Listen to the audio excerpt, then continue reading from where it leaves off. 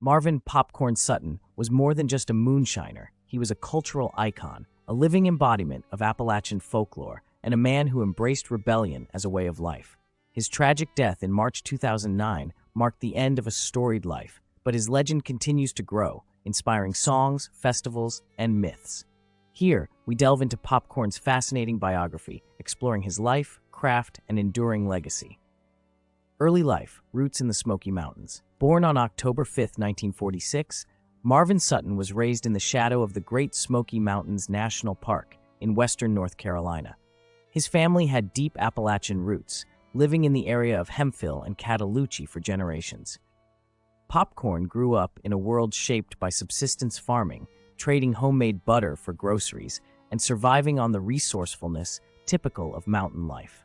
His early years were marked by the simplicity of rural living, pulling weeds for hogs, picking tomatoes for 15 cents an hour, and living in a community with only one telephone, reserved for calling the undertaker. The birth of a moonshiner. Popcorn's introduction to moonshining came naturally. His father and many others in the region made whiskey, a craft passed down by Scotch-Irish settlers who adapted their distillation techniques to American corn. Moonshine served not only as a beverage, but also as medicine and a crucial bartering commodity in an impoverished economy. By the age of 16, Popcorn was experimenting with distillation, though he admitted his early efforts were shit liquor.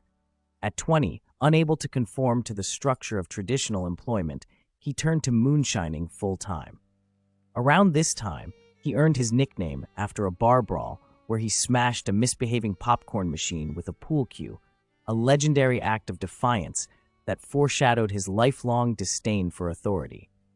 Popcorn didn't just make moonshine, he turned it into a performance. Standing outside his roadside antique store in Maggie Valley, North Carolina, he became a local character, selling jars of whiskey alongside rusty tools and knickknacks. With his scruffy beard, worn-out fedora, and sharp wit, Popcorn embodied the hillbilly stereotype, sometimes leaning into it, but always with a twinkle of self-awareness. In 2002, Popcorn appeared in the documentary This Is the Last Damn Run of Liquor I'll Ever Make. Shot on a shoestring budget, the film showcased his moonshining process from start to finish, laced with colorful stories and his irreverent humor. The VHS tape, sold out of Popcorn's car and shop, circulated widely and caught the attention of national media. He later appeared in documentaries on History Channel and CMT, and his fame skyrocketed.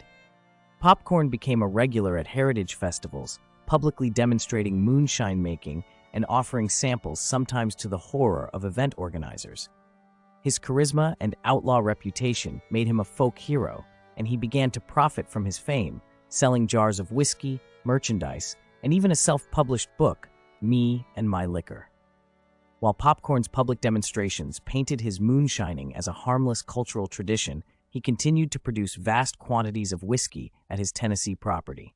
By the mid-2000s, authorities were watching closely. In 2007, a fire at his still site led to a raid, uncovering large stills and over 1,700 gallons of moonshine. Undeterred, Popcorn rebuilt his operation even bigger. A federal sting operation followed, and in 2009, he was sentenced to 18 months in prison for illegal distillation. Popcorn Sutton wasn't built for confinement. 10 days before he was scheduled to report to prison, he took his own life at 62 years old. His body was found in his favorite car, a battered Ford Fairmont he had purchased with 3 jars of moonshine. A legacy larger than life. Popcorn's death didn't end his story, it amplified it. Today, his image adorns murals in cities like Nashville and Asheville. Festivals celebrate his life, and ballads recount his exploits. In many ways, Popcorn has become a mythical figure, a symbol of defiance against government overreach and a champion of Appalachian heritage. Fans describe him as one of the last real men and venerate him as a martyr for freedom and individuality.